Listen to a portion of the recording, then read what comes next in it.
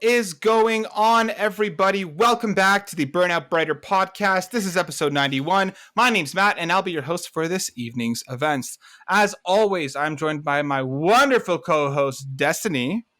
Hey. And my lovely co-host, Darren. Hello.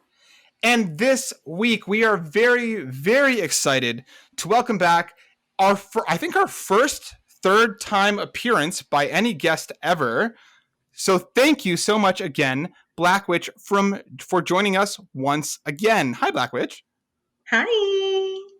And last time, if you'll remember, if you're a long-time listener to the show, you remember that last time we had Black Witch on, we talked about online relationships and dating, especially in the midst of a pandemic. And Black Witch left us on a very tantalizing cliffhanger about her partner. And today we're very, very excited to welcome Chris as well. Hello. Thank you so much for joining us, Chris. Yeah, no problem. Yeah, glad to be here. Today's show is going to be all about love and relationships, online dating, and it's going to be one hell of a ride. So thank you for all of you listening. You can find us on YouTube at Burnout Brighter. You can find us on any podcast network of your choosing. Find us anywhere. Hit those likes, hit those subscribes. Check us out. We appreciate all the love and support that you've given us and continue to keep it locked. But Black Witch, we've had you on a couple times, but just in case somebody's listening for the first time and doesn't know who you are, can you give us a little bit of a spiel? Who are you? Where can they find more about you? What is it that you like to talk about, and what do you like to do? All right. Well, for anyone who is new, I'm Black Witch. I write my blog that is also called Black Witch about the Black pagan experience, where I basically discuss being a Black person who follows the pagan faith. And you can find me at thisblackwitch.com.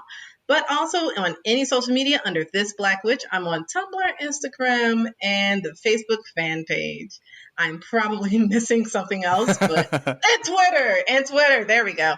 Tumblr, Twitter, Facebook, Instagram, Facebook. This Black Witch. I'm there. There you go. Perfect. And Black Witch, can I ask you, how active is Tumblr still? Because I remember hearing all about it just a few years ago. The Tumblr-apocalypse. Yeah, and then it just kind of seems like I'd never hear about it anymore. Is it still like a good platform to be on? Like, do you find that there's a lot of engagement there? It really does depend. I definitely have seen people that I have long time followed, like Barbie and stuff. They're gone, and It really does suck. I know, it really sucks and stuff. And it's just that, so there still is engagement, but it gets annoying because Tumblr will flag your posts. Oh, and no. You'll look at the post and you're just like, this post is fine. It once flagged one of my posts and it was a picture of my cat. Well, Tumblr has very strict cat policies. If you're showing too much ear, Black Witch, you're going to get that shit flagged. I'm sorry to tell you. Oh, man. Well, thank you again for joining us. And Chris, so I want to ask you a question, Chris, because you're new to the show. Can you tell us a little bit about yourself? Do you like to play games? What kind of games do you like to play? What are some of your hobbies? What do you like to do? Yeah, so I guess generally I tend to play some more grindy-ish RPG games. I love it already. Yeah, but I've been actually trying to stray away from those more because after starting work, I've noticed free time has dwindled down. So when it comes to grinding games, I have to really make sure that the game isn't too grindy, that it doesn't suck up that much of my time, and I actually have a goal to look forward to instead of just mindlessly killing things for 2 hours just to waste time, right? Yeah, for sure. Which grindy game? So let's say you do have a couple hours in a day and you feel like today is a day that I want to grind. What is your go-to grindy game? Okay, so I guess a very long time ago I played MapleStory. Right? Nice! Of course. Yes! Yeah, the grindy game. But right now, in terms of MapleStory, I only go back once every season or I think it's June and December when they release a new class. I play it for 2 days and then I'm just cool, and then I leave. Nice. But in terms of the other grindy games, I used to play a lot of mobile games, but the difference between a lot of the mobile games is that some of them are designed to have an auto battle, so it becomes more like an idle grinder. Right. So since humans like to multitask and all, they like to just leave things running and watch numbers go up, and it always feels good. That's basically what stock market does as well. Mm-hmm. Yeah. Nice. So some of the mobile games, that's a cool experience. So Destiny is pretty big on mobile games. Darren and I for myself, personally speaking, I have a hard time, and I don't have a clear reason for it, but just something's on my phone.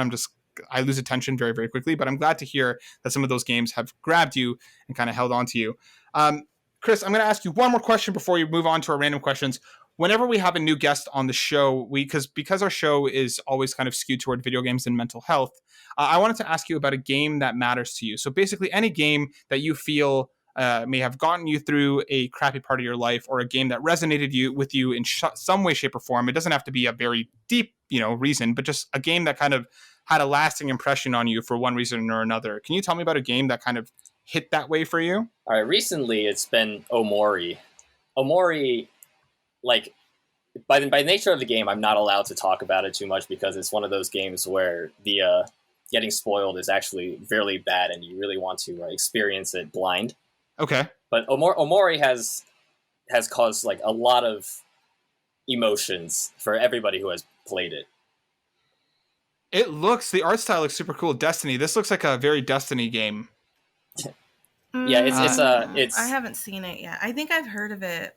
It's from Omocat. Omocat has made it, which I do remember following on Tumblr. That's why I was like, wow, this looks really familiar. It was like, Immediately once you start the game, it gives you a disclaimer saying that there are themes of depression and trauma. So it is meant to be a very emotionally heavy game. Nice. Okay, well that's a new one for me to put on my radar. I bought it. I was gonna say, I feel like you talked about this Destiny a couple months ago, and you're like, I haven't played it yet, but I haven't played it yet, but I did buy it. Yeah, I have it on Steam. Yeah, I suggest you play it, ASAP. If it's like really like depressing, I'm not ready. But it can be, and I would definitely recommend and also I would recommend for everyone that definitely Omori does have issues that deals with suicide and depression and things of that nature. So if that is something that you struggle with, definitely put Omori on a back shelf and play something a little nicer. It's a really fun game, but definitely don't put yourself through the ringer. Yeah, it seems like it's one of those games. Yeah, it seems like it's one of those games that has a very pointed story. So just content warning, before you decide to jump into it, that it does deal with some heavier topics. But thank you, Chris, because that does look like a game that I want to check out because it does look interesting. So thanks for putting it on the radar for me. Oh, now it looks interesting because Chris said it looked interesting. You want to try it out when I talked about it. See how it is. And I tried out the game that Destiny had mentioned, the one that had DID. I tried that one out. It's actually pretty decent. Thank you. Thank you for trying out my suggestions. Thanks so problem. much. Yeah. Anyways, on this show. Fine, Destiny. Okay, you said it too. Okay, I'm sorry. I'm just saying, I say a lot of random games that you guys should try out, but you're always like Persona, and I don't know. Right now, Darren's about Final Fantasy. Yeah, if you love Persona so much, you should play the main series Shin Megami Tensei games. The HD remaster of 3 just came out. Yeah, well, I'm not sure if that's the game you should introduce yourself to in this. Yes, absolutely. You should absolutely introduce yourself through that game because it is from a textbook Shin Megami Tensei very hard. Oh god, yeah, very hard. And video games, those are two words that I love to hear together. Yeah, Matt just really likes being a high school student in Japan. Like that's like one of his favorite things. So. I feel in proportionate amount of shade being thrown my way in the last minute and a half. There is absolutely no shade. These are all facts. I just have feelings. And we're going to move on before I get more upset into our round of random questions. For anybody who's unfamiliar, we always start the show off with the round of random questions. They are not prepared for at all whatsoever. I'm going to ask Black Witch and then Chris a question. There will be different questions that I have not prepared for. Then we will throw to Black Witch and Chris to ask us questions back. I'm going to start with Black Witch. Yes. Okay. If I wanted to ask you a question, it might go a little something like this. See, normally I would help Matt out by trying to delay a little bit, but I'm kind of enjoying just hearing him sit in his mind for a bit. I literally think when we have guests on, you should prepare a little bit I mean, I don't know. Just have like some vocabulary words in front of you or something to like think of a question. You know they removed the vocabulary section on the SAT? Did they really? Yeah, it's about time. Wow. That was probably one of the easiest parts. That was my least favorite part, to be honest. Oh, really? It didn't bother me. I'm terrible at math, so I am fantastic at math and awful at vocabulary. So. Okay. And so I'm we're the exact opposite. All right, I got it. Thanks, guys, for inadvertently helping me out. As I've started to do when I consider these questions, and Destiny, no, I will never prepare. I look around the room that I'm currently sitting in, and I've landed on candles. So, Black Witch, what I want to ask you, if you could pick any scent that you've ever been curious about from a video game, like let's say you saw something, you're like, I wonder what that smells like. What scent? Would you want to? What scent? Like, for example, it might be like an interesting looking flower, or a piece of fantastical looking food, or an animal, or a Pokemon, or whatever. What is something that you've looked at and you're like, I wonder how that smells? Right now, I have actually been playing a lot of Yakuza 0. Yes! Yeah, you have! Yes. Oh my god! Made me so happy. Yes, you recommended it, and now I got it. And now I've been playing it for, according to Steam, 60 hours. Yeah! And it's only been like 4 days. Yes! Even better. Yes, and so I guess, like, they make things so hyper realistic. It's very wonderful. So I guess it would just be interesting to see the sights and the smells of like walking in the streets of Kamachoro and Sontobore and stuff. Like to see what they get to see and experience what they get to experience in terms of the life back then in Japan during that time period. Because it seems like they capture so much of the essence as well as like being there. They made it a very, very much like this is definitely situated in Japan and we are being unapologetic about it. And so I think it would probably be that because it's like, wow, everything is so lively and interesting over there. Ooh, I love that answer because I have definitely considered what Kiryu sweat smells like, which I think is what you're getting at, but you're trying to be a little more PG. The sights and smells like. I'm thinking more like the hot days in there, like running all over the street and stuff. Yeah, no, you're probably being normal. Are you serious? Yeah. I actually know what that smells like. It's his sweat or the normal day? No, so like a normal back street of a hot Asian. Of a hot no, Asian we do city. too. He talks about Taiwan a lot. So yeah. Oh my god. And sweat. Can I also just say, Black Witch, I was just reading your blog today, and I saw your post about the quality of questions that people ask you. Yeah, oh my god. So, and everybody, please send me good questions. Good questions are appreciated. Bad questions are eviscerated. Yeah. Please. I'm true to that. And based on the quality of the question that Matt just asked you, thank you so much for putting the effort to give a good answer. Well, he's not asking me things like body switching and like I want to do weird stuff and everything and stuff. Like if you don't do your research, I will put your head on a pike like Vlad the Impaler. Everybody. Oh my god! Yes, I'm known for this. But if it's a good question, I love them. And silly questions, I like them. Okay, it was a silly question. I was like, please don't say that was a good question. That was just... I really believed she was going to be like, that was a great question, but I'll take silly. I'll take that much. Yeah, because that's all you're getting on that one. And then you brought up man sweat. Moving on, Chris. Ask Chris his question. I'm going to ask Chris his question. Okay. Chris, as you've mentioned grindy RPGs, and we've had a question I've asked a question somewhat similar to this before, but I'm curious about your viewpoint. If you had to put yourself into a video game, imagine like anime, isekai-ish, you get transported to a video game world, and your task is to grind. Which video game, not including MapleStory, would you put yourself in with the best success of grinding it out in that world? All right, so in terms of those games, it would have to be a game where I look at the economy. So, interestingly, in a lot of grindy games with economy, I tend to gravitate towards content that a lot of people don't like. And so when the supply goes like really low and the demand gets really, really high, I just profit off of it because of basic economics. Let's see, which grindy game have I been doing that a lot? I guess in Path of Exile, I've been profiting off the high demand, low supply areas. But good game choice, by the way. Yeah. Yeah, bad for the computer processor. So nice. So yeah, you think in Path of Exile, if you were transported into that world, you'd be able to gamify the economics enough to live comfortably and do well? Yeah, although the Path of Exile world is not exactly the best world, but if you're solely looking at the economics part, then yeah, I could succeed in Path of Exile. I love that. Like, I've seen you play Path of Exile. It's a lot of killing. So it is a lot of killing. But oh my god, one of my friends who plays Path of Exile, he actually just like pretends to be a day trader in Path of Exile. He like looks at the graphs of the value of items, and then like when things are starting to go up, he like buys that item as an investment, hoping to sell it for a profit later. It's just like, you know, that is incredible. That's wild. Be like a safe route.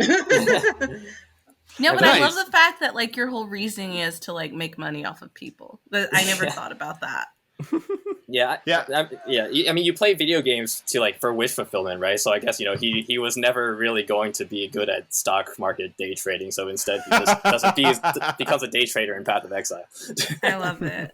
There you go.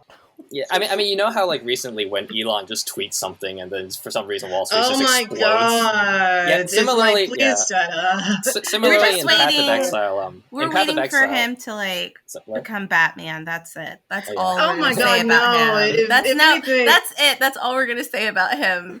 Because it gets too controversial about him. Yeah, he would be very trash. I'd be like, please get Black Panther. Oh my god, somebody who I would actually stand behind.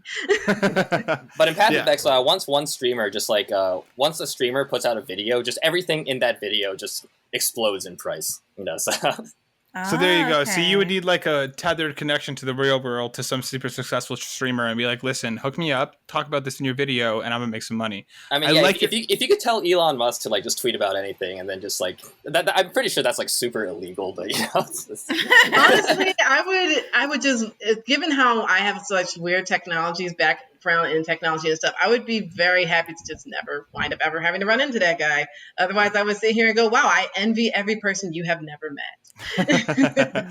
All right, so Path of Exile, I like that answer a lot. We're going to throw to Black Witch and Christelle, and I'll let you guys decide who wants to ask myself, Destiny, and Darren a question. I'll leave it up to you who wants to ask who what, but I'll throw it to you guys now to hit us back with a round of random questions.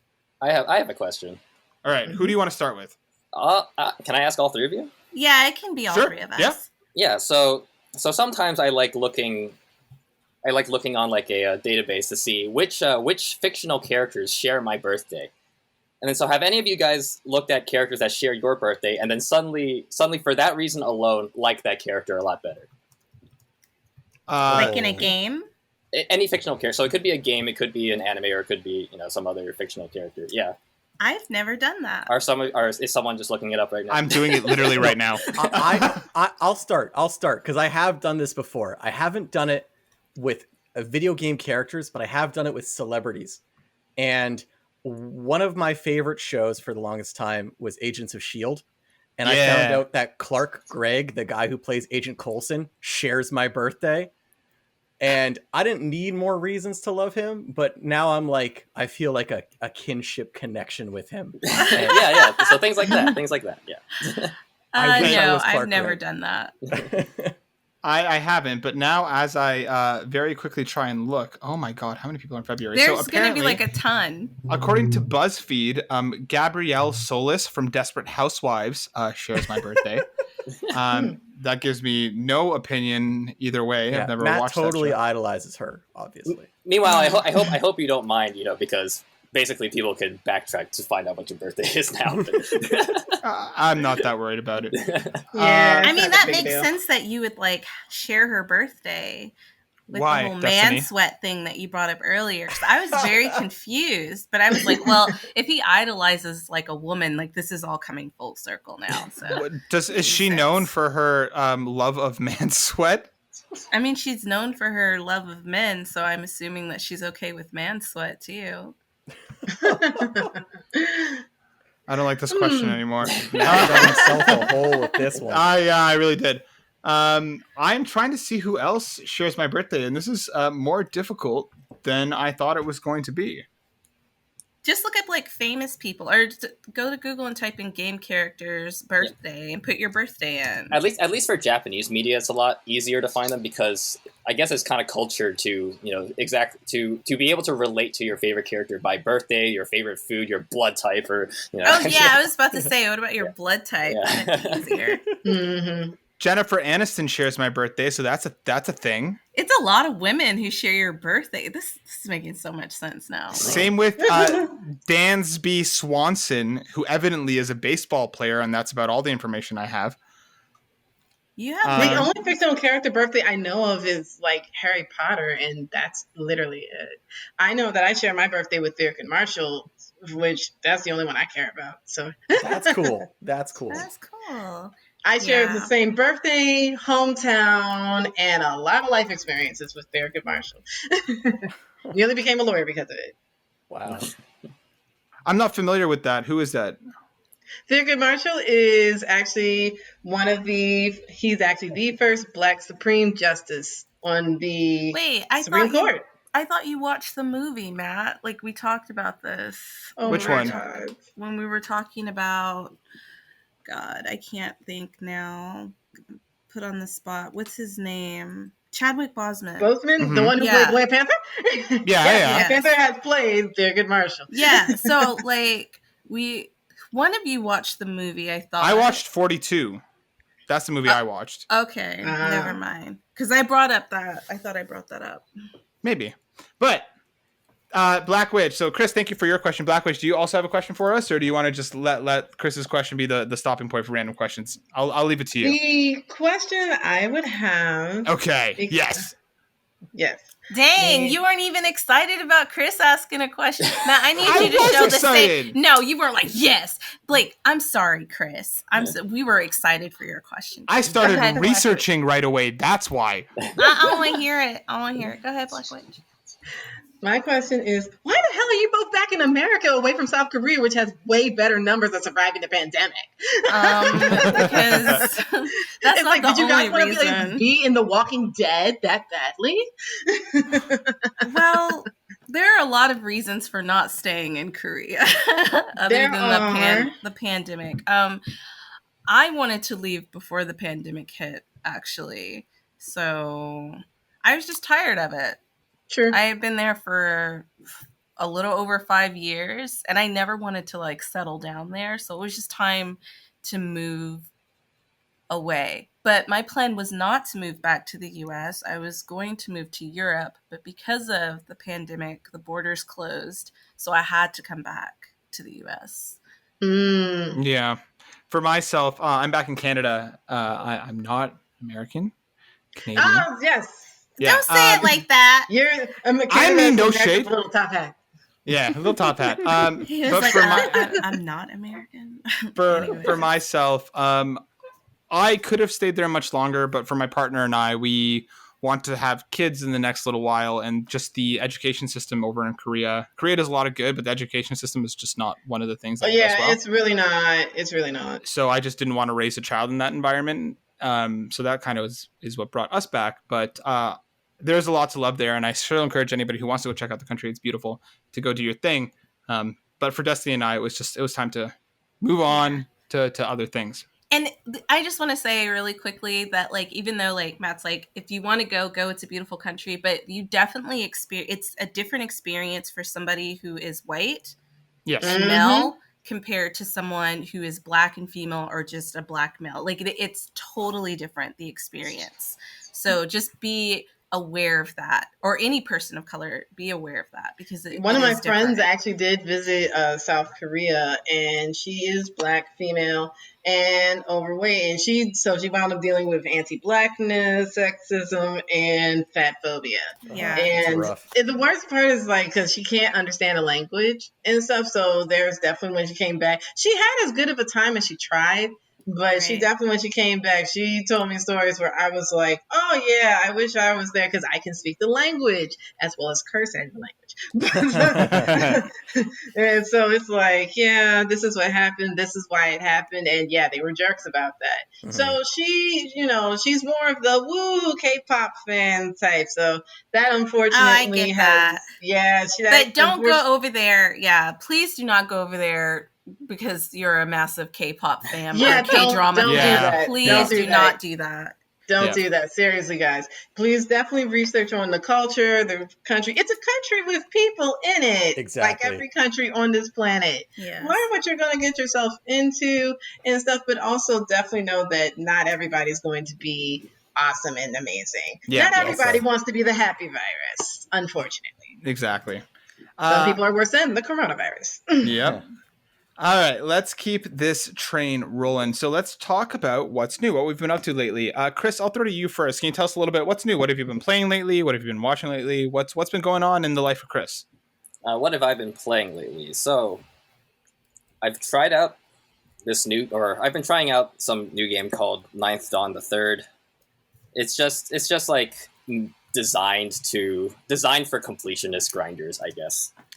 I've never heard of that. Me neither have I. It's very. I would say it's a very, very niche game. Yeah. I like those. What kind of game is it? It's like a pixel graphics, and then it's top down action RPG, and yeah, it's basically designed for completionist itch. Nice. I mean, graphically, it looks interesting. Is the gameplay fun? It depends on what kind of person you are, I guess. It depends on what you consider fun. Yeah. But also, Chris has a Twitch channel actually where he does DDR. Oh, nice! Plug that. Where can people find you doing DDR and other stuff? So I play on my Twitch at /CTL17 or 17 CTL17. I stream myself playing DDR once in a while whenever I play. Yeah, and then. I mostly play DDR doubles because doubles is more interesting than singles. Uh-huh.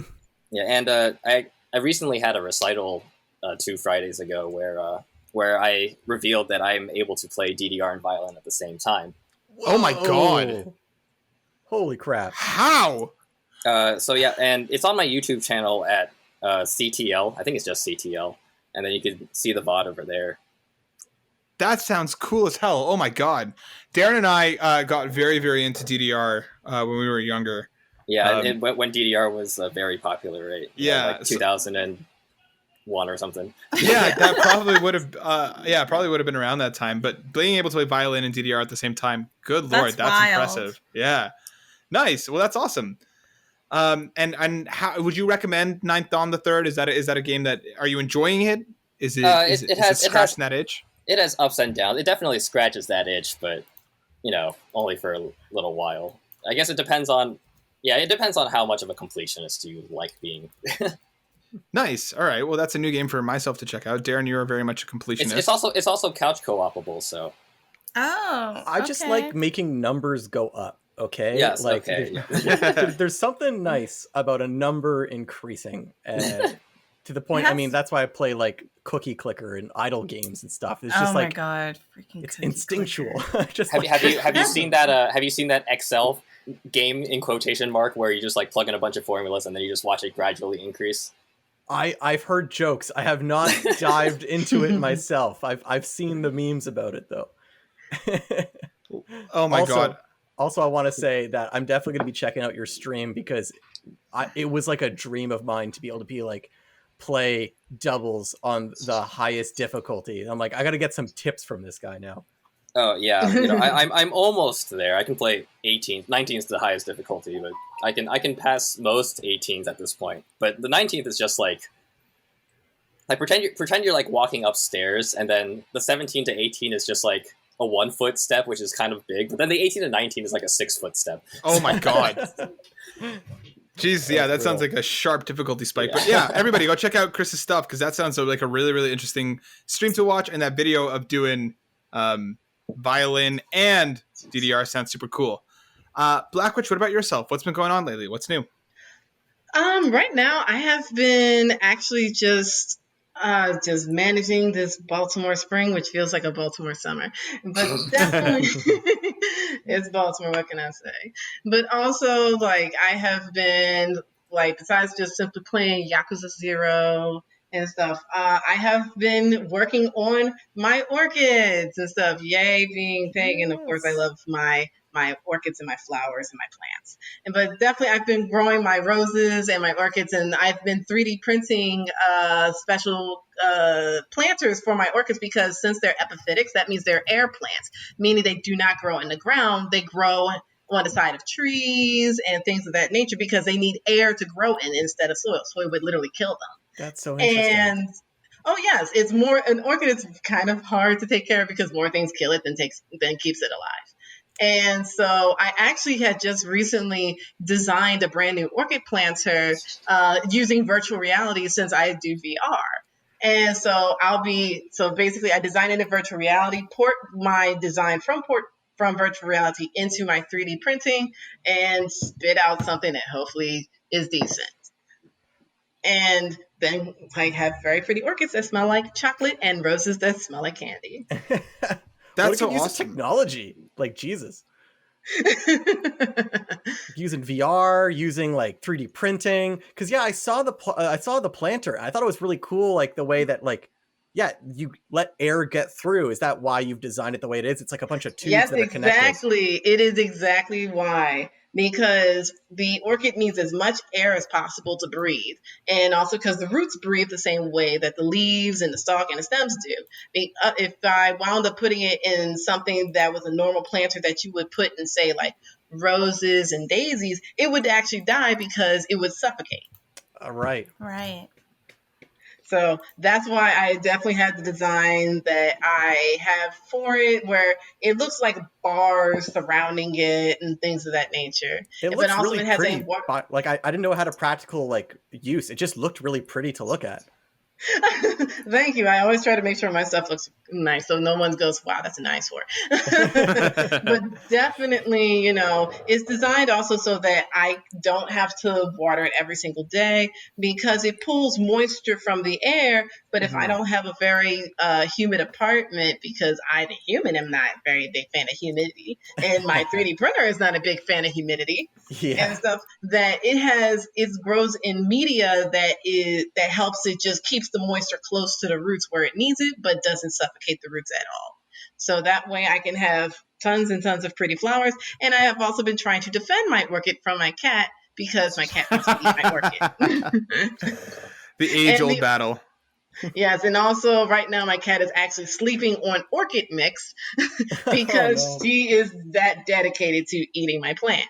And also the orchids that I am growing is the Cherry Baby Orchid, which is a hybrid orchid plant that is known for smelling just like chocolate. That's awesome. Yes, it smells just like chocolate. It's very sweet. It's very syrupy.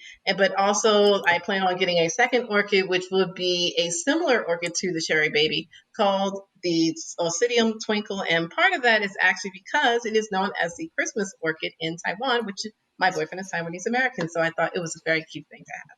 Nice. That's adorable. That is really sweet. It is, absolutely. It's very pretty.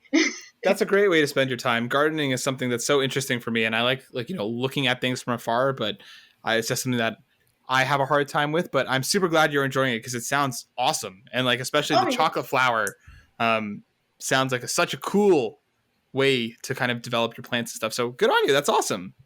Oh yeah, and plus I have my African violets that were from space. I love having unique flowers and stuff. My roses don't even look like normal roses. But the African violets, they have been part of a space program mission for 5 years. So they've been totally irradiated due to being out in space. And now that they're back on Earth, they grow so weird and different from a regular African violet. Wow, that's super interesting. Yeah, that's awesome. Well, thanks, Black Witch. That's a really interesting update. So I'm glad your 3D printer has been helping you with all that. And if everybody's looking into gardening, I'm sure Black Witch has more resources for you to go check out. So if you're interested in orchids, because they can be really difficult to take care of, I definitely recommend Miss Orchid Girl on YouTube. She's been really helpful in teaching me how to do things correctly and how not to do things correctly. Actually, when she liked my Instagram post, I was like, yes, Orchid Senpai has finally noticed me. Yes. Awesome. Thank you so much, Black Witch. No let's problem. sort of Destiny next. Destiny, what's new? What's been going on? You know. Things. Items. Stuff. I checked out a new game. No, because I've just been really stressed out this week because of like just stupid shit. But I checked out a new game. It's not new per se, but it's new for me. It's called The Missing, J.J. Macfield and the Island of Memories. Ooh. And it's a really interesting game. I didn't play it. I watched a game like playthrough of it just because like I thought the story was interesting, but like I didn't find like the gameplay, like I would enjoy the gameplay. It basically, spoilers, sorry for those who are on who might want to play it, but it focuses on this trans girl who's in university, and that's kind of like I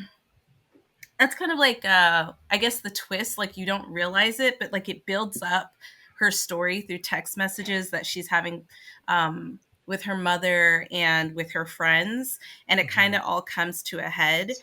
And one of the game mechanics, which is like crazy, but I guess the guy who creates the games, he's like known for doing like very just weird and surreal kind of things, is that like she has this ability to regenerate very quickly. So it's like a very kind of gory graphic game because there are parts where like her body has to get dismembered or she gets caught on fire. It's just a lot of stuff. And so like they were basically saying like it has to do with like a representation of self-harm and this journey she's going through because like nobody knows that she's this way.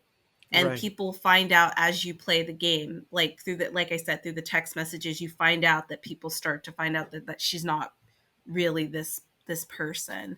And I mean, the story is amazing. So that's why I watched it all the way through. And I just thought like at some point we should talk about the game and just some of the issues that come with that, since we haven't talked about mental health in a while. So I want you and Matt to check out the game. You don't have to play it, but just it's pretty short. It's not that long, but just the impact of society and the ideas on like the trans community. Yeah. And suicide. So it deals with that and everything. It ends well.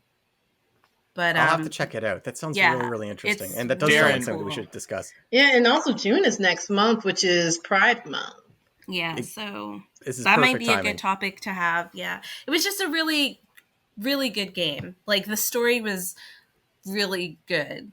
Okay, Darren, wait, I keep saying that all weird. Darren, the developer is Swery. The guy who did Deadly Premonition. I know. I like Swery too. Or I like the games he makes. They're usually pretty unique. We'll have to check this out, Destiny. Thank you for putting this on my radar. I had never heard of this game before, but like graphically and from the way that the gameplay looks, it looks really interesting. So we'll definitely play this and talk about this. I don't know if you'll want to play it because there's like puzzles and stuff, but yeah, you can watch it. If it's a story game as well, I'm interested to see how they handle the topics of like trans people and issues that trans people go through, because there was a lot of controversy about Deadly Premonition 2 about its mishandling of trans people. Interesting. It's the thing is, it's like for me, whenever I hear about like games and stuff or any media that has like trans or other historically marginalized people, I always sit here and hope that they don't like screw it up. Yeah. But it's like, it kind of makes me think about Pose, for example, where I joked with one of my friends. I was like, wow, I could tell that Pose was really made by trans folks. This is an amazingly good show where I'm actually happy, because I was like, if Pose was made by cis folks, it would be the most depressing show on television, because they'd be like, oh, their lives are suffering. 1 in 12 commit suicide and da-da-da. It's like, there's more to life for them than your obsession with what's in their pants. Yeah. Like your unhealthy obsession with what's in their pants. And everyone, please remember, trans people are people too. And yeah. Yeah. Well said. Well said. I don't think it's that type of game. So I think Good, if good. you play it or if you watch it, like the focus isn't on like the sex of the person, it's on the struggle of them accepting themselves Okay. and like other people and their reaction to it. And I think it's a good game to watch or to play. And I think they handled it very well because it's more focused on this one person's experience rather than like how people view the trans community as a whole. Yeah, Nice. I'm That's definitely good. And gonna check hopefully it it's not hopefully it's not one of those everything is awful type games where it's like, my life is horrible because I'm trans. It's like I can never jive with those games. Yeah, No. I'll check it out. I'll check it out Just for check sure. it out, Black Witch. And See if Okay. you like it and then tell me Yeah. later. We definitely will I check it shall. out, and I feel like with Pride coming up, and you're right, Dee, we haven't had like a full blown mental health discussion in a while. This game seems like a good jumping point to have that discussion, which we totally will. So thank you for Yes. telling us about that, Destiny. Oh my God, you're so welcome, Matt. Oh my God, thank you, Destiny. Darren, Oh. what's new with you? I guess in spirit of Chris being here talking about DDR, I'll talk about my recent rhythm game obsession that I've invested more time into. I've been getting back into Guitar Hero lately. Nice. Ooh, I like Guitar Hero. I used to be obsessed with this when we were younger. I used to play it all the time. I downloaded a game called Clone Hero, which is like the free PC version. And I think it works on Mac as well. But the free version of Guitar Hero, you can download like an immense infinite library of both custom songs and like remakes of the songs from the series. And recently, I even spent $30 ordering a dongle from Amazon to get my guitar. You spent extra money? I spent extra money on this. Shit. Well, also because I talk a big game about game preservation all the time. Mm-hmm. And the most recent Guitar Hero that came out was Guitar Hero Live for PS4 and 360 and Wii U. And it had this thing called Guitar Hero TV, which had 2,000 songs available for you to just play for free whenever you want, except you had to, like buy microtransaction play tokens or whatever. Well, that sucks. Yeah. And because the game's not profitable anymore, Activision shut down the servers. So all of those songs were lost. But not on Clone Hero. So because I have a Guitar Hero Live guitar, I just need to buy the appropriate dongle. And yes, I just like saying the word dongle. Dongle. It's a fun word. Now I can actually go back and I can play those songs that were removed. So I'm very happy. They work exactly the way they were supposed to. I just have to possibly make some modifications to my guitar because some buttons are sticking and stuff like that. So I might have to have a little hardware tune-up day. Have you ever played Rockmaster, which kind of teaches you how to play guitar? Oh yeah, Rocksmith. Rocksmith, Right? there we go. Rocksmith. Yeah, I have it. I actually bought a guitar and I bought Rocksmith to teach myself. And for a while I was doing it and I just fell off of it. And so like the Guitar Hero Live guitar has a different combination of buttons to make it closer to what a regular guitar is like. So I think what I'm doing is subconsciously inching myself towards trying to play that guitar again. I would like to go back to Rocksmith and teach myself how to actually play guitar. Yay! Especially since, a lot of musicians are definitely honing their skills during the pandemic because there's not a whole lot left to do. I know. I have so much free time right now. Like, I might as well actually make good on teaching myself something. Nice, Darren. That's dope. And the dongle everything is working well. No issues there outside of a sticky guitar. I tested it right before this podcast, and it works perfect because my fingers hurt. There you go. Mission accomplished. Matt, what have you been up to? I have continued playing the first Mass Effect. I have not made much headway since we spoken last, so I won't go into that too much. But Darren and I both sunk a bunch more time into Knockout City. That game continues to be great. Yes. I'm pleasantly surprised with how much fun it is to play dodgeball online with my friends. Especially because we've figured out some of the more complicated intricacies of that game, and it's a great time. I still don't know whether it's is something I'm going to actually buy because we've still been playing the free trial. But in terms of the game design and the way that game's put together, it's fun, it's accessible, it's easy for people to jump in and learn the ropes as they go. That game continues to be a fantastic time. Along with Senna and I, my partner, have gone down the rabbit hole on Schitt's Creek. Which has been a fantastic show for us to binge over the last couple of weeks if we've been stuck in quarantine. Mm-hmm. But that show is great. If anybody hasn't checked it out yet and is looking for a new sitcom, like Parks and Rec, Modern Family-esque style show, it's very funny. The characters take a bit of warming up to. You need some time with them, but it's a great show. We're on like season 4 now. I think we've just been like nonstop. So that's been a great show for us to spend time with. So yeah, outside of that, we're almost done quarantine, and that's it. We're both very excited for the BTS meal that's coming to McDonald's.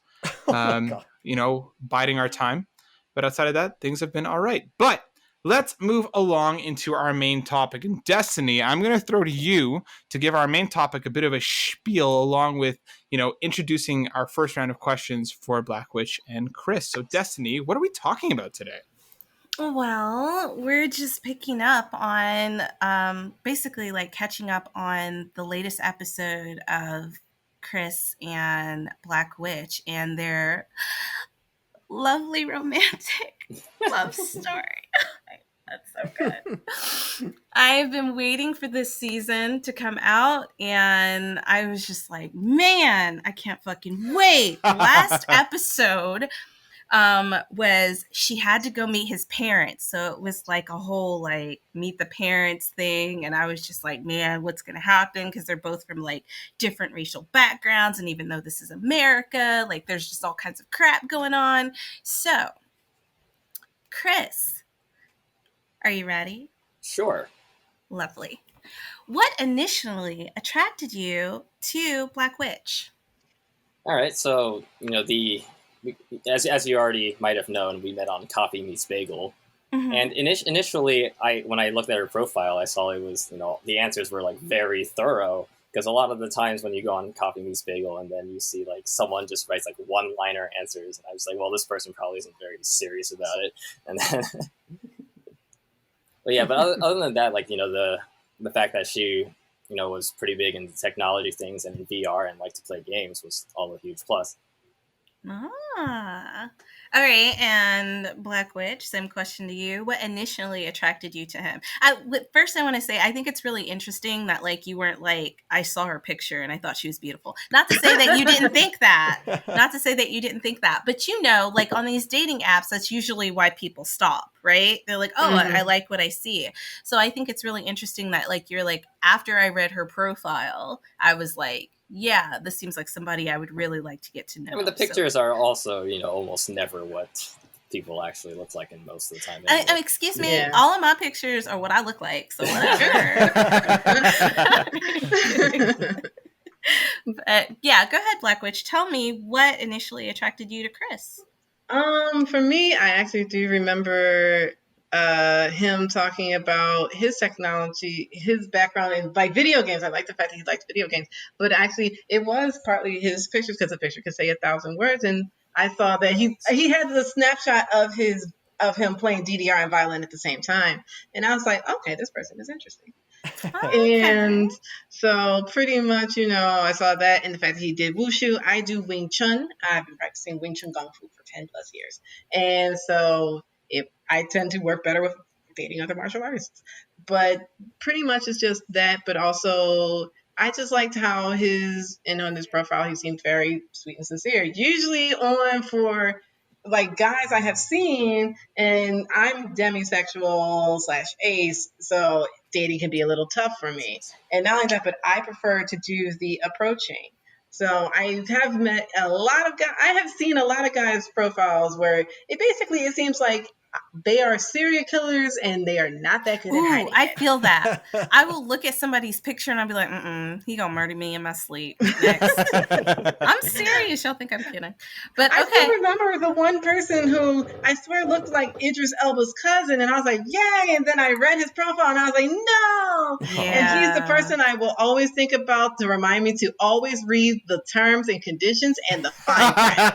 Always, because the devil's in the details. You have to. People are crazy. Yes. But all right, I feel like we've already answered this question, but it was the next one. But I'm going to skip it because it was basically like, did you think that the fact that both of you played video games, was that like an icebreaker for you? But I feel like it kind of was. It really was. Our first game was actually Carly and the Reaper Man. Okay. All right. So yeah, I felt like that was VR like, and yeah. I feel like that was like a no-brainer because you're both like, good technology and games. So the next question is, who messaged who first? Well, yeah, that was answered before because Olivia said that she likes to be the one that approaches. And so, I didn't know if she actually approached or if you approached.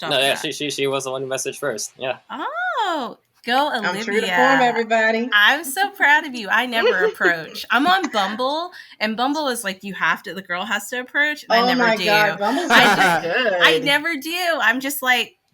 But then again, I'm in a place where everybody is either like taking a picture with their pickup truck or their dog or like fishing. Okay, so you know exactly what I mean. And I'm just like, no. I don't like Bumble. It's not, I never liked it.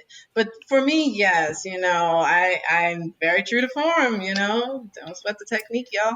Yeah, I don't like it either. But like I promised my friend I would try, and I've tried. Honestly, I'd rather be the first to approach because I know what I like in a guy. And guys seem to go for being a raging douchebag. I don't know if they're just getting that from like Maxim magazine or their other friends in toxic masculinity, but guys, being an a-hole is not really gonna get the girl at all. I know what society tells you, but trust me, it's the road to misery. I think if you're like a decent human. I think if you're like an asshole, like through and through, it's not. But I do like the bad boy persona. Like I realized that about myself. Like I do. Like when I was so I feel like if we were watching Boy Meets World, you would be a Corey type, and I just thought he was so dorky and dumb, and I was like a Sean type. Oh, no, like I said, I'm Demi/Ace, so it's like I'll sit here and say, okay. So for me, anybody who catches my eye has to really definitely be something worthwhile. And I like the fact that he plays video games, and I like the fact that it seemed like he had a good personality. So yeah. That's good. All right. So the next one, unless Matt, were you about to say something? Yeah, I was. So Chris, I wanted to ask you then, generally speaking in with online dating, are you usually the first one to make a move, or are you usually the person who waits for a message? Like when Blackwitch messaged you, what was that initial feeling? Was it something that you were looking forward towards, or was it, how did you feel in that moment? So, I mean, Coffee Meets Bagel was probably pretty much the only second dating app I did. The first one I used was like OkCupid 7 years ago or whatever. Mm-hmm. But actually, to be honest, I personally do like it when girls approach. So yes, it was actually like something I liked as well. See, everyone. Wait, why are you like yes? Proof positive. But why are you like yes? Like, why did you say it like that? Because I have a hard time. No, yeah, sorry. I'm the same way. I like it when a girl approaches. Like there's something about, the confidence that comes with that, because again, the societal norm is that the man is the one supposed to be to do it. Yeah, the societal norm breaking is definitely like, exactly. It's a confidence that comes with that. So did Senna approach you, or did you approach Senna? Senna and I were kind of both at the same time. No. One of you had to start. No, it's not like you both started talking at the same time. No, but it was kind of like that though. Like we both kind of, because we worked together, we were around each other without ever like talking too much. Like we worked in the same office, right? Who asked who out? It didn't really happen like that though. That's what I'm saying. I said you should come out because we're all going out and it was your birthday, and she came out with her friends, and it just kind of happened naturally through that. But it wasn't I still feel like that's you making the first move because you invited her out. Nah, I disagree. I don't. I think that's you making the first move because you're interested, so you asked her to come out, even if she came out with friends. I don't know. I just feel like it wasn't like a let's go on a date. It was like, I'm going out with a bunch of people, you should be there kind of thing. So that's why I was curious about like how Chris felt about it, because like I know some people can be off put by that, and I think they are not thinking correctly. Because I've met them. Yeah, so that's why I was just curious about, outside of, Black Witch messaging first, was Chris usually the one to go, on the offensive? Was he the one that kind of sat back? I was just curious. That's all. I'm not like blaming you or anything. I just thought it was interesting because like I felt like you from knowing you and like you talking about you and Cinna, I always had the idea that you actually initiated it. It was something for me that like I was interested, but like I also was just hesitant because we worked together, because of plenty of extraneous factors. I was nervous, but it was like she was always the kind of person that I was like, I want to get to know you regardless of what the relationship is, whether we're friends, whether we're not. I was curious to learn more about her, so that's why I say then it grew from there. Like went from a friendship into a relationship, which then at that point it's like not a case of who's who first, because it just grew naturally. Yeah, that makes sense. And also I hear from a lot of like my guy friends, and I have heard from guys where they was like, oh yeah, we would prefer like women approach first because it can be nerve-wracking. And I always tell women to approach first, because also, first of all, screw the gender binary. It's a load of BS. Mm-hmm. It's an easy way to become unhappy pretty fast.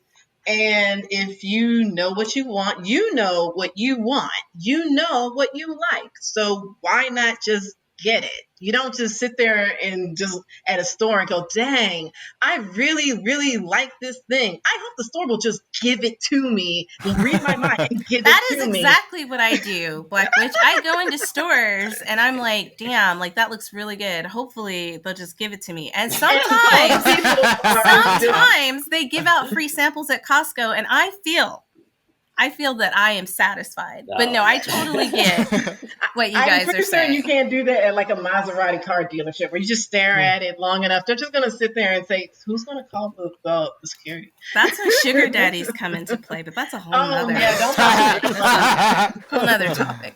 But no, I get what you're saying though. Yeah. Destiny, what else did you have in the pipeline? But I feel like, Chris, did you answer the question? Like, are you usually the person who would approach a female, or do you usually let them approach you?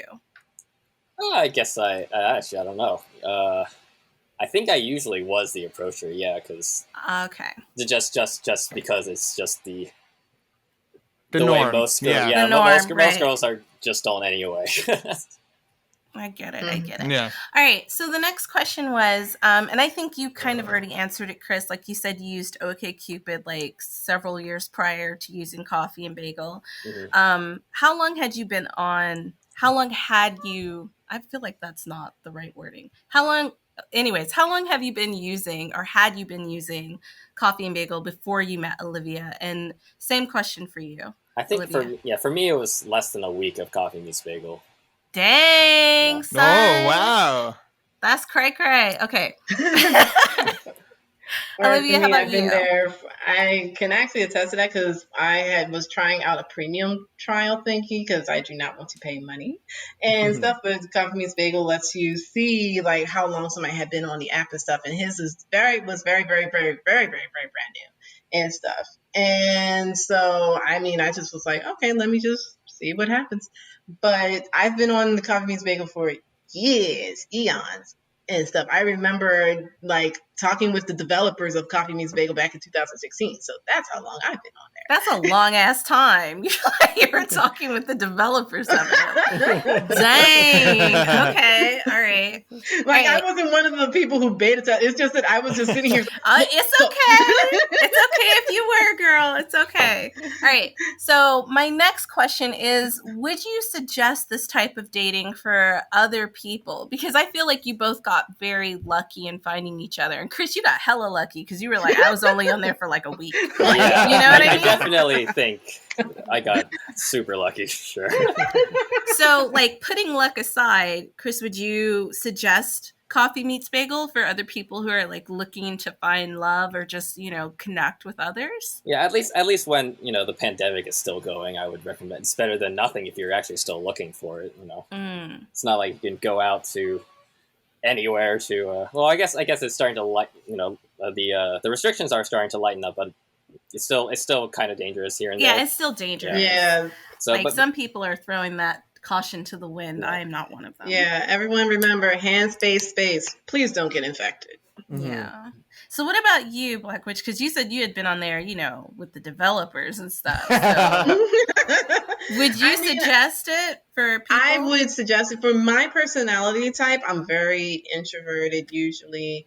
And also, I like to read and understand profiles and things of that nature and stuff. Going out to meeting people is just not a thing for me. It's a great way for me to make friends and stuff, but that's it. And stuff. Whereas at least with a profile, you have something to read because it's the person presenting themselves, And on average, it's usually them presenting themselves versus them being at a fancy place and stuff where they can just do all sorts of smoke and mirrors to be somebody that they're not. You can be somebody that you're not online, but at least it's like, okay, you put that in there and you did that for yourself. And that's the bed you make it. That's the bed you lay in. But pretty much for me, I definitely would recommend things like Coffee Meets Bagel and stuff. Like, I wouldn't recommend things like Tinder and stuff, but also I would definitely recommend for people to know what they want. If you're not interested in long-term relationships or things of that nature, then maybe but you want hookups, then Tinder might be more for you. Whereas for me, I wanted to be on a dating app where I could read, I had something to read, and it wasn't just, I like this, that, and the other, and that's it. I want the person to say something. Because if I'm going to be putting up with you and I'll be dating you or things of that nature, I want to know what I'm getting myself into. And by what you do say, what you don't say, it tells a lot more than a person would think. I think that's really interesting, the fact that you brought up that you're introverted. I feel like that's one of the reasons why I'm not so forward with talking to people, and initiating things, is because I am introverted. And then I also don't like if guys are come up to me and are hit on me too strong. I feel like I'm put on the spot. So I never give out my phone number. But I think that's really interesting because you say you're really introverted, and when you go out, it's you're not like that. But when it comes to dating, you're very forward. Oh, yeah, because I don't first of all, I don't like when guys approach me at all and stuff, especially because it's usually it feels like harassment. It feels really douchebaggy. Like I said, I don't know where they're getting their ideas from. I actually kind of do know. It's a society. And it's y'all need to stop. I have very rare, I don't think, and it's guys, please pay attention to this because I'm a girl. If you are straight or bi, listen, this crap does not work. If you're going to be be yourself. Nothing is wrong with being yourself because eventually you will have to be yourself in the end. You can't keep up a facade forever. Amen. Yeah. And it's important. And for me, I've had guys who, and not only that, but also I usually just want to be friends. I don't know how many times in my life, because I'm like I said, I'm demisexual, I'm asexual. If I do not have any emotional bond with you at all, you're basically talking to a wall. And I am not interested in ever interacting with guys who are like, oh, well, I'm interested in you and dating. It's yeah, well, I'd rather just be friends and stuff. And if I want to move this forward, I'd rather be the one who will say so. And because otherwise it's things get very weird. And then I start to become an a-hole that I'm known for. And then they walk away with extremely hurt feelings. So then, Chris, can I ask you, because Black Witch just told us about why, Coffee Meets Bagel is a platform that she enjoys because, you can dig in a little bit more into the personality outside of just that kind of quick hit. What is it about Coffee Meets Bagel that drew you to that platform outside of something like Tinder or Bumble or whatever else? What about Coffee Meets Bagel brought you to there? I think it was just simply because my sister said one of her friends was successful on Coffee Meets Bagel, and I was like, okay, I'll give it a shot. Nice. That's it. Short story. Yeah, but yeah, I feel the same way. People are you should try it. And I just try it. Yeah. For me, I did actual research to see what was really useful and stuff because I don't want to get harassed. I don't want, because for a lot of women, a lot of women who pursue guys and stuff. It's really rough because also, guys, please don't send dick pics. Nobody wants to see that crap. And it's just that, it's like harassment every day, all the time and stuff. So I wanted to look for apps that will not allow that and genuinely not allow it versus just the devs just staring at their Twitter going, dang, I'm in the hot seat again. I better say something. I really, I am not interested. I've seen OkCupid and so I think the only ones I haven't been on were like Match and Tinder and stuff because those are very much not my speed. But I also just did a lot of research to see which ones would be more my speed. I'm not that interested in pictures. I want to hear what you have to say about yourself. And with Coffee Meets Bagel, you can talk about yourself a lot more. I think that's really interesting that you did research because I didn't. I just downloaded the app and I was like, all right. And then I was like, all right, either you like it or you don't like it because it's that easy to like delete. I hate wasting my time. And with dating apps, it makes me feel like I'm wasting my time. And if that's the one thing that I despise. But see, you didn't, right? Because you met Chris. So it wasn't a waste of time. It was amazing. I think the ultimate plot twist here is that as we've now learned that Black Witch is, was in with the developers and stuff. I think Black Witch is actually the secret owner of Coffee Meets Bagel. Yeah. And if you're looking for a sponsorship, Black Witch would be happy to have you. By talking with the developers, it was more of just me sending them like litanies of like emails because I was just like, hey, I use this app, I'm a girl, and this, that, and the third. It's like, so let me just give me my opinions and stuff. So, and they were very nice about it, even when I wasn't. So they are very good at their support. You weren't nice to them, and they're just trying to find people love. Well, hey, sometimes though they screw up major. Listen, Destiny, when you're leading a corporation and you're sending emails out, so that you're trying to give me advice on leading a corporation, but you don't lead one anyway. Destiny, what's your next question?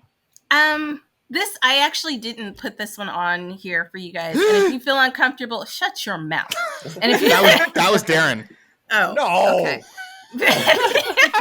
If you feel uncomfortable, you don't have to answer it. But to me, it's important because I date within and outside my race. Do you feel that the fact that you're both from different cultures, has that helped you? Were you already interested in each other's cultures? Like, are there any differences? Is there any advice you can tell us about dating somebody of another culture other than obviously respect them and their way of life? All right, so I guess like it is a little sensitive, but I can go a little bit into it. So between us, there wasn't really much of a problem, but with the family, it's a lot more of a problem with the family. That makes sense. I dated a guy who was Vietnamese in college, and I'll just throw my story out there since we're not going to get into yours. Mine was really sensitive. Like his parents acted like I didn't exist. So we actually lived together. We were getting our master's degree, and his mom was like, well, down there, like, I don't care what you do, like out of sight, out of mind kind of thing. But like when you come back, like that's not a thing. So that was like kind of like my experience with it. And I've had that experience with like other racial backgrounds. But one of the things I want to say is that I applaud you both for sticking with each other regardless of like those negative issues, because I think that's really, really important because you're living your life and you're the only ones who can live it. And if this is making you happy, then I applaud you for continuing your relationship. I agree. And I mean, definitely, basically it kind of became a guess who's coming to Lunar New Year. Yeah, that's what I thought. Yeah. But definitely, my recommendations and suggestions, because I have dated within and outside. So I have dated, but also I've dated more so outside. If anything, my dating history is very black and yellow. But also, yes, I know the song Black and Yellow, Black and Yellow. No, that's not why I was laughing. But definitely, it's just that my suggestion is that, know what you want in a relationship. Do not start head hunting, so to speak, because, it's not fun to date somebody finding out they have yellow fever, jungle fever, this, whatever. Oh, God, yeah. Yeah. It's like, if there's a difference between liking a person and fetishizing somebody because of who they are. And it's really like definitely learn the culture, be willing to learn the culture, even the parts you don't fully understand and stuff, because that is part and parcel of who that person you are with. And whether you like it or not, that is part and parcel. And it's just that try to your best. I already, like, Chris is Taiwanese American. I already know about, I have a very good hand on Asian cultures, given that I know 3 different Asian languages and that I already interacted with the cultures and things of that nature. I actually remember him marveling about it on our very first in-person date, and the fact that it was like, wow, you really know a lot of this stuff. And it's just that I already knew those things before the relationship. I didn't sit here and go, oh, yeah, I want to date some random, like, oh, yeah, I'm just fishing for Asian dudes. No, don't. First of all, ladies, especially because I do have heard this from Black girls and stuff, because they're like, oh, yeah, especially with K-pop and things, you're not dating Jungkook from BTS. It's okay. I don't say that because, like, Matt might get really hurt. He loves BTS. Yeah, like, obsessed but not with every them. dude on this planet is going to be a K-pop super. He's going to be a regular dude, okay? Just like all the other dudes. He might be trash AF. He might be compost. He might be trash. We don't know. But he might be recyclable goods. I would say that for, like, all people, though. Not just Black women, Asian men, because fetishizing just overall is really shitty. Yeah, definitely don't do that for anybody. But also, it's just that since I'm around in a lot of groups with Black men, with Black women and stuff, I do hear a lot of the chatter and stuff. And also because statistically, Black women and Asian men are the least likeliest to be contacted on dating apps and dating media. So which is really jacked up. It is jacked up. But definitely, yeah. I definitely say that you get to know that person. I have so many things that I can say about Chris that I genuinely do like about him and stuff. And it's not suddenly like, oh, hey, I didn't sit here and go, oh, wow, he's Taiwanese. Now I'm going to get like free bubble tea for life. And it's just that, no, it's like he's a whole human being. There's parts of him I like. There's parts of him where I'm going, and that's how I am with every human being on this planet. Yeah. And stuff. Just like there's parts about me that he likes and parts about me that he goes, and welcome to dating. That's life. You're dealing with a human being. Yeah. Welcome to dating. The good and the bad. Get to know that person. Exactly. Yes. And don't but definitely do not fetishize. And also, you will have relationship struggles probably sometimes earlier because y'all are from different cultures. And it might not be because of your different cultures, but everybody's reactions to you. And you have to definitely have a spine about that. So if you are not serious, do not break someone else's heart or put someone else through the grinder that is life, because you're worried of what other people think. Right. Like, newsflash, prejudice unfortunately does exist, but you do not have to worry about, what they think in your relationship. It is you are dating that one person. Stick with that one person and worry about them. Yeah. And don't worry about the world around you. The world is always going to feel however way they feel, from your parents to the strangers in the street. But that person you are with, that make sure that they know that they are still number one to you, if that is true. And if not, be a good person and break it off so that you both can find something that actually makes you happy. Right. But also be self-introspective.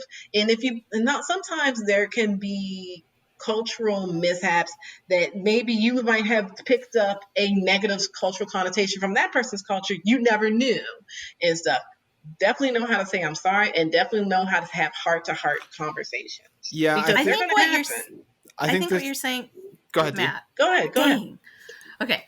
I think what you're basically going to say, I think what you're saying is just be mature, respect each other, and be aware of what you want and what they want. Because in a relationship, you have to be aware of both of your needs. And, like, that's just me, like, summarizing what you're saying about the relationship. Yeah. Because it's just that I've definitely have, like, interacted with, folks with different backgrounds and stuff. And sometimes I would definitely hear that where they're like, "Oh, I would date so and so and such and such." Sometimes it's the anti-blackness, sometimes of their cultures, or sometimes it's just they're like, "I don't know how other people may feel," and it's like, stay single. Easy answer: stay single. Yeah, So that you won't harm somebody else. I think there's just a certain degree of openness that is required, right? Like you have to be open to other cultures. You have to be open to different ways of, of living, of different ways of experiencing certain holidays or different events, right? Like all of that requires a certain degree of openness. If you're not willing to look at any situation with an open mind, I feel like you're kind of wasting your time and the other person's time, because it might not make sense right away. It might not be something that you're expecting, but like you said, Black Witch, accepting that person for who they are entirely and willing to learn about the differences that you might share, I think is incredibly, incredibly important in any relationship, regardless of anything else. But especially when you're dating someone who is from a different racial background, I feel like you need to be open to and anything. aware. Exactly. And do not be afraid to discuss race. A lot of the groups I'm part of, a lot of folks who have learned a lot about the significant others they are with, when they found out that their significant other did not believe Black Lives Matter, and I was like, ooh, and those folks were basically posting. They was like, they didn't believe Black Lives Matter, so I need to see if I can find any divorce lawyers that will think that my pocket. I feel like that's crazy that you got married before you even knew that. Like that, man. I feel like those are important conversations to have, especially if I'm Black. You know what I mean? Like, I have so many will do the 200-meter dash from that because they're like, I don't want to mess up what they think is a good thing, and I get that. It's a sticky topic and it's a scary topic. I guess it is, but that's who you are, right? Like culturally, that's who you are. You're Black, and if somebody can't accept all of those things about you, which this doesn't have anything to do with like overall dating, but if somebody can't accept all those things about you, who you are, where you come from, what you believe in, then they're not the person for you. You're not going to be happy with that person. So I guess that's another thing I wanted to say is be yourself. Thank you. Yes, I agree. Like just point blank, period. Like I'm not going to pretend like we're cool if you're going to sit here and like throw all lives matter in my face just to be with you. Jesus. Do you know what I mean? Yeah. Like, so yeah. Yeah, well, definitely. I feel like this is a great point to stop and wrap up the conversation, because I feel like ending on a note of being accepting and being open and being, aware of who your partner is, regardless of anything else, is important. And it takes time and that takes effort, but the good things are always worth the time and the effort put into anything. So, Black Witch, Chris, thank you both so much for joining us. It was a pleasure having you both, and I'm happy to hear that the relationship is going well. Yeah, congratulations! Because we were here before, and now we're here on the after. I'm so excited. I think next month will be the semi-anniversary, 6 months. Oh, dang! Happy early 6 months. Yeah. Yes, in 2 days it will be our 5-month anniversary, whatever it is in Latin. And sorry for being very soapboxy, everybody, but it's an issue that is very close to my heart, especially when it comes to interracial relationships. Do not turn it into being like the Love Leaf or Team of Love Slime. Do not, for the love of God. But definitely, Yeah, it's important, and don't worry about being soapboxy, Black Witch. A lot of what you said is completely valid, and for people who are looking to get into relationships and dating at all, it's important for people to listen, be open, and be aware. So I thank you both. Thank you so much, Black Witch. Please plug your stuff one more time for us. Where can people find you if they want more Black Witch goodness? All right, my website is thisblackwitch.com, but also I am on Facebook, Twitter, Tumblr, and Instagram at This Black Witch. Catch me. And Chris, if they wanted to find you for DDR and violin goodness, where can people find you? You can watch me play on Twitch at /CTL17 or the recorded good runs at my YouTube at CTL. Perfect. So everybody, please go check out both of those things. I promise you'll be entertained, informed, and much more from both of those places. So please go do that. Black Witch, Chris, we thank you both so much for joining us this week. It was a pleasure talking to you both. Darren and Destiny, thank you as always for being the best co-hosts in the business. Couldn't do this without you guys. We will be back next week for another round of interesting conversations, ridiculous happenings, and everything in between. So please stay locked. Find us on Burnout Brighter over on YouTube. Find us on any podcast network of your choosing. We have much more coming, so keep it locked. We will catch you guys. Subscribe and share. And if anybody is interested, I recently appeared on Mr. Midas' channel talking all about Persona. So if you're curious about our thoughts about who is the best Persona character, go find that there. And you can also find me at the PlayStation Drive, a new PlayStation podcast with currently episodes coming to patreon.com/Yumi Capri, with the episodes coming on podcast services very, very soon. You can find Destiny at DNBC32 on Twitter. Destiny, right? Yeah, but I don't really do anything on Twitter. Doesn't matter. It's cool to follow you. Okay, you guys can follow me, but I don't really be doing anything. And you can find Darren at #DarrenNeedsTwitter, which is how I always tag Darren on any of my tweets because he doesn't have Twitter, but you can find him at #DarrenNeedsTwitter. Or they can just find us all on the Facebook. Yeah. What? Yeah. They can find us all on Facebook. Yeah, on Burnout Brighter Facebook. Yeah, if you come to our Facebook, I'm Darren will reply to you. If you at him, he will say something back. Yes, that's true. Destiny's making promises that Darren needs to keep. All right, we'll be back next week. Thank you so much, everybody. Please like, subscribe, and share. Keep it locked, Black Witch. Chris, thank you one more time. We'll be back next week. Peace and love always. Peace out. Bye. Later. Bye. See ya.